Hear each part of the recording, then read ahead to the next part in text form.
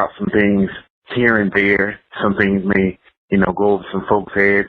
Sometimes you may catch it. But at the end of the day, man, I'm just trying to put a smile on all the listeners' face while giving some insight and some analysis into a team that, I feel like I had a big part in helping in their growth into where they are now. But, the hard work that those guys put in and the effort and just the coaching and all of that is on a whole nother level than when I was playing on the mountain. So, I just feel fortunate enough to be a part of it and try to count my blessings every day. Pierre, now you're being very modest, brother. You have a master's degree from the Appalachian State University in broadcast communication. So, you were built for this. You were made for this moment. And again, like I said, I listened to every broadcast. I was thoroughly entertained. And just, I'm not trying to critique your work, but your experience as a player, along with your ability to articulate each play in a way that someone who didn't play football can clearly understand, that made for a great listening experience if you just tuned into the IMG network to listen to the Appalachian State broadcast.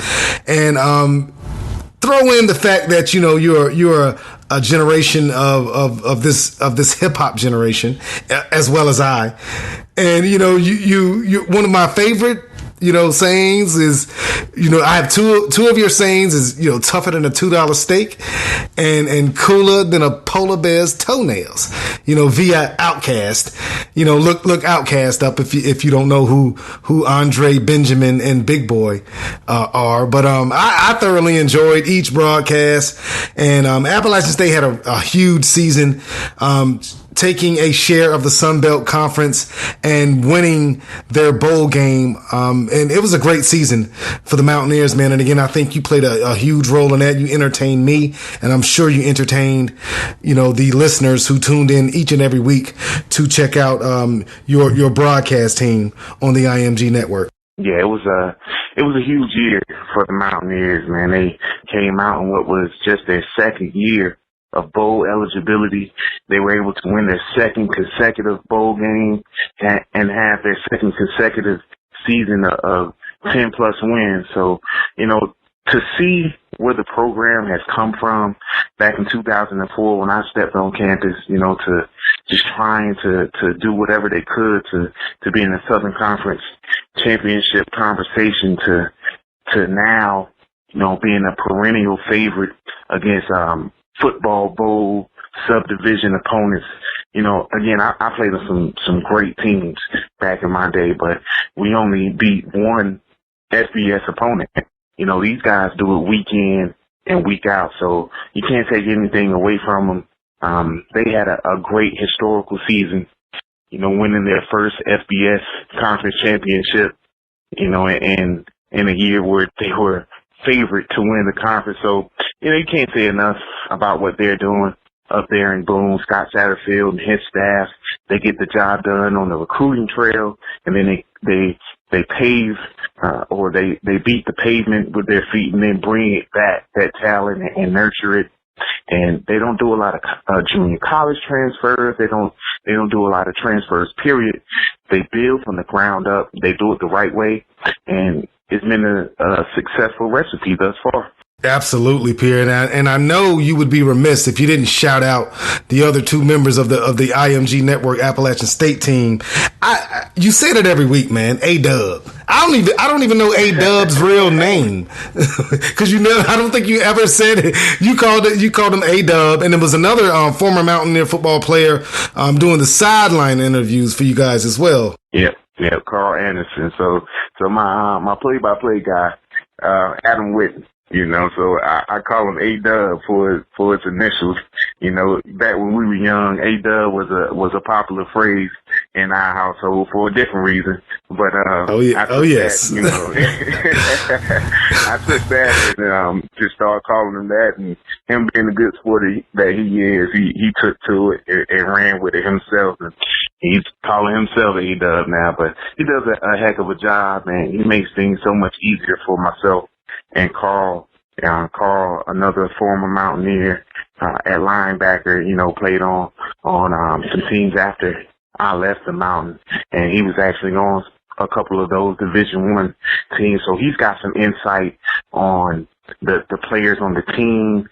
He, like myself, is a academic advisor in his 9 to 5 with the Mountaineers. So, he has the insight to the guys' everyday life. So he brings a different perspective to the table, and it just gels and meshes so well when we all get together. And at the end of the day, a lot of folks called in to the post-game shows and show love on social media and whatnot, and let us know, because we had a tough task, a tall task, that is, trying to follow up on who could be a Hall of Fame announcer, and David Jackson. Not could be, will be.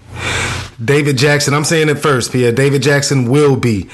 He will be inducted into the North Carolina, Athletic Association Hall of Fame, in my humble opinion. David Jackson did a fantastic job, for 15 years as the App State play-by-play commentator, man. So salute to David Jackson, man, and everything that he did for Appalachian State, man. But it's a new day. Yeah. It's A-Dub. And it's you.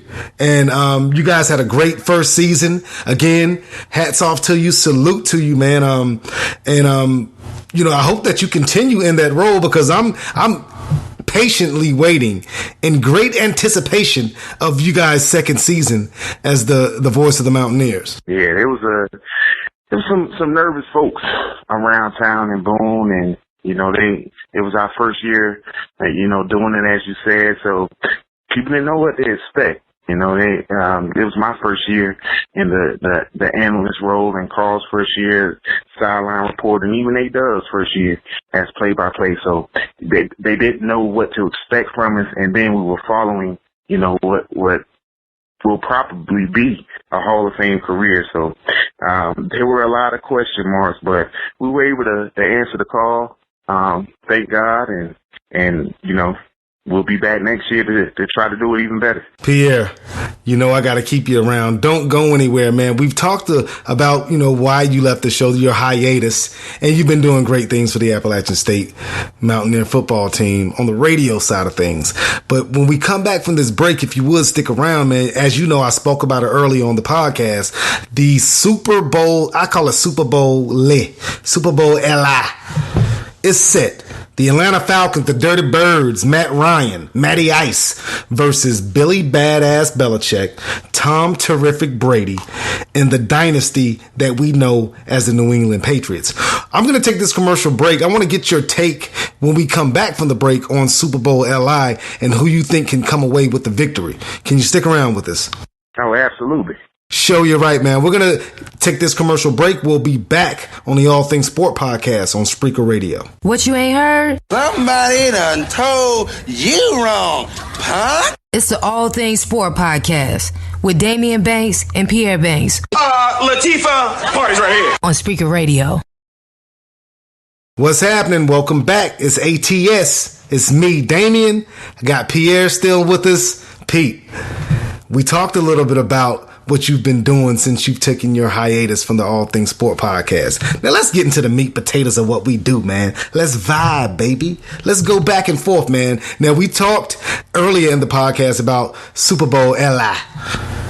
It's going to be on in Poppington, man. It's going to be a aerial display like no other Super Bowl, man. The Atlanta Falcons and their high octane offense, Matty Ice, Julio Jones versus Billy Badass Belichick, Tom Terrific Brady, and the New England Patriots, man. They seem to get it done year in and year out.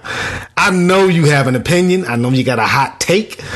Who do you have winning Super Bowl LI and why? Well, it's early. It's early on, man, to have a prediction at this point. It's never too early. Well, this is what we do, man, and I'm back like bra straps. But the Atlanta Falcons have just been the surprise team of the NFL this year. When you look at their numbers offensively, I mean, they're second to none, really. They do so much through the air, and they get so much pub with Julio Jones and what was a phenomenal acquisition in the offseason in Mohamed Sanu coming over from Cincinnati, that they can spread you out a bit. But a real strength of that team that's really overlooked is the backfield. I mean, when you look at Devontae Freeman and Tevin Coleman, these guys run the ball exceptionally well. They are just as good catching the ball out of the backfield. So at any moment, the Falcons can have 5 options in the receiving core that can really do damage. And you know from playing football that as a linebacker, your toughest job is to get back in coverage and try to get on somebody that's quicker than you, smaller than you, and can catch. You know, so they present a lot of matchup problems for people. But the New England Patriots, you know, we don't need to say much about Tom Brady, because you know how I feel about him. It's my quarterback. I love Tom Brady. That's my quarterback. Tom Brady is my guy, you know, so not much needs to be said there. But the difference in this game is going to be Matt Patricia and that New England defense. I mean, they put up some gaudy numbers, and it's tough to score the ball against that defense. Yeah, Pittsburgh had problems, you know, punching it in versus the Steelers, man. Pittsburgh had, you know, a sequence before halftime when the score was still pretty close. It was 17-6, and Pittsburgh had 1st and goal from the 1-yard line. Ended up having to kick a field goal going to halftime, 17-9. Pittsburgh had that problem in the divisional round versus the Chiefs. I said that, you know, they needed to score touchdowns instead of field goals, and that came back to haunt them. And New England beat Pittsburgh pretty handily, as well as Atlanta, man. You know, putting the ultimate beatdown on, you know, the Green Bay Packers and Aaron Rodgers. I was thoroughly impressed with Atlanta, man, because as I said early on the podcast, man, the Atlanta Falcons, to me, are the NC State Wolfpack of the NFL. They're always pretty talented, always really talented, man, but they seem to fall short when they can do something great. But today, man, Atlanta put it all together, jumped out on Green Bay early, didn't take their foot off the gas, come away with a pretty substantial, pretty easy win. You could see the frustration all day in Aaron Rodgers' face. So, man, I think it's going to be, you know, a lot of people are going to be picking the Patriots, and, you know, with good reason. The Patriots, man, they're a modern day dynasty. If you like it or not, I'm not a Patriots fan. Like it or not, they get it done year in, year out. They're always there. If they're not playing in the Super Bowl, they're playing in the AFC Championship, seems like every year. So Tom Brady, Bill Belichick, match made in heaven or hell if you're their opponents. And they seem to be there every year. Gonna be a good Super Bowl, man. I think it's gonna be a high scoring game. Both defenses have been playing well, but it's gonna be hard for New England to completely shut out Atlanta. And I know it's gonna be hard for Atlanta to shut down Tom Brady in that offense. They, you know, minus Gronkowski, they're still doing their thing. So I look at the Super Bowl, man. I'm excited. I would have liked to see the Packers and the Patriots. You know, I'm not going to lie, because, you know, just because that quarterback matchup, you know, would have been an all-time game, but I'm not mad at the Falcons and the Patriots in Super Bowl LI. Yeah, it's gonna be a great game. But again, I believe, in my humble opinion, the difference is going to be that New England defense, because teams move the ball on them sometimes, but when it gets tough in football at any level, but especially in the National Football League, is in the red zone. When you get closer to the end zone and you start running out of real estate, then you can't run all those routes that you're used to running in the open field. You don't have as much time to have your quarterback sit back there and let plays digest. And that's where the Patriots flourish. They start getting that rush on you, and they get a little tighter in coverage. And Malcolm Butler, we all know what he did in the Super Bowl a couple of years ago. He's continued to shine in that secondary. And this Patriots secondary is a lot better than the Green Bay secondary that the Falcons faced on Sunday. So they're going to have some trouble once they get into the red zone. If they can turn those trips into 6 instead of settling for 3, then they'll be okay. But if the Patriots are able to do what they've done consistently throughout the year, I mean, they're only giving up just over 15 points a game this year. So if they can continue to do that, Tom Brady is going to give you X amount of points. So you know you're going to have